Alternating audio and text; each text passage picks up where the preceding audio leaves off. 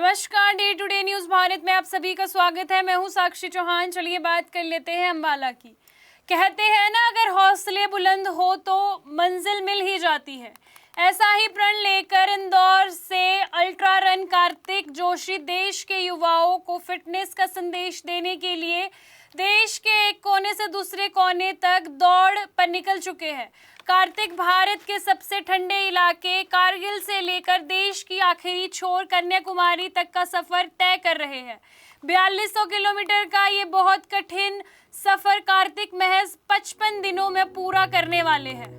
-11 degree की कड़ाके की ठंड से लेकर 39 डिग्री सेल्सियस की झुलसने वाली गर्मी तक जब इरादे फौलादी हो, ना तो मौसम राहत रोकता है और ना ही दूरियां।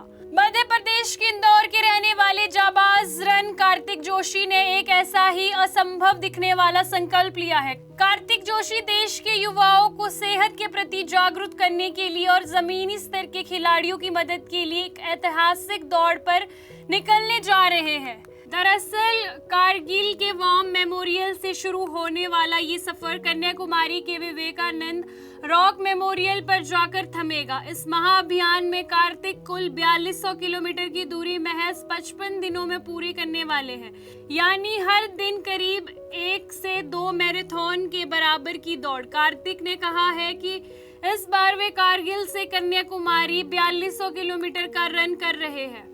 ये एक्सपेडिशन एक वर्ल्ड रिकॉर्ड अटेम्प्ट है जो वर्ल्ड बुक ऑफ रिकॉर्ड में अटेम्प्ट किया जाएगा। इस पूरे रन का मोटिव है उन एथलीट्स को सपोर्ट करना जो सुविधाओं से वंचित है। वे पूरे भारत से 100 ऐसे एथलीट चुनने जा रहे हैं जो 1 साल के अंदर जिन्हें वे किट और न्यूट्रिशन और ट्रेनिंग दे सके। इस बार मैं रन कर रहा हूँ कारगिल से कन्याकुमारी 4200 किलोमीटर।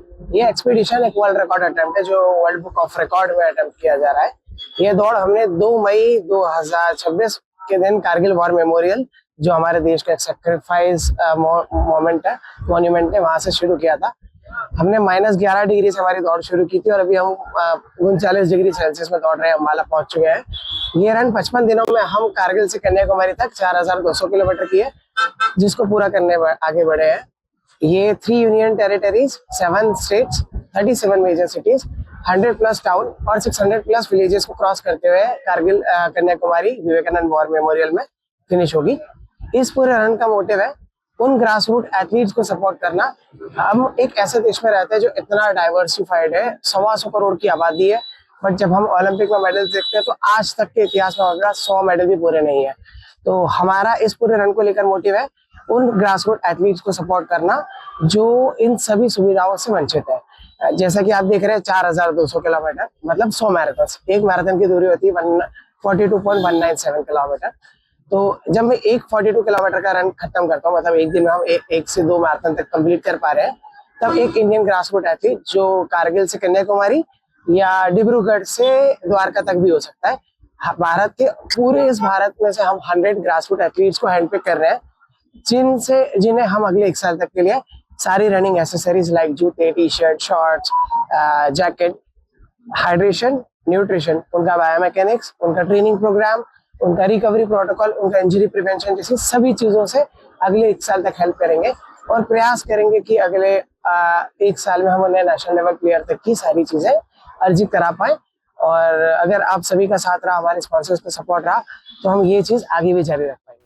3 केंद्र शासित प्रदेश, 7 राज्य और 37 बड़े शहरों और 600 से अधिक गांवों से गुजरने वाला ये सफर एक दौड़ नहीं बल्कि खेल के भविष्य को बदलने की एक मुहिम चलाई जा रही है। वर्ल्ड बुक ऑफ रिकॉर्ड में दर्ज होने जा रहे इस प्रयास के जरिए कार्तिक उन 100 उभरते हुए खिलाड़ियों को गोद लेंगे जिनके पास हुनर तो है लेकिन संसाधनों की कमी है।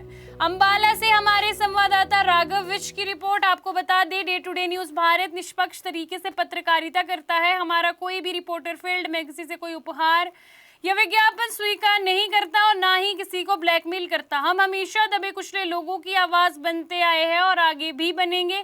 साथ ही हम लोकतंत्र के चौथे स्तंभ को मजबूत करने की कोशिश करेंगे। अभी के लिए फिलहाल इतना ही। देश दुनिया की तमाम खबरें जानने के लिए day to day news Bharat को देखते रहे। साथ ही हमारे चैनल को लाइक, शेयर और सब्सक्राइब करना ना भूलें। नमस्कार।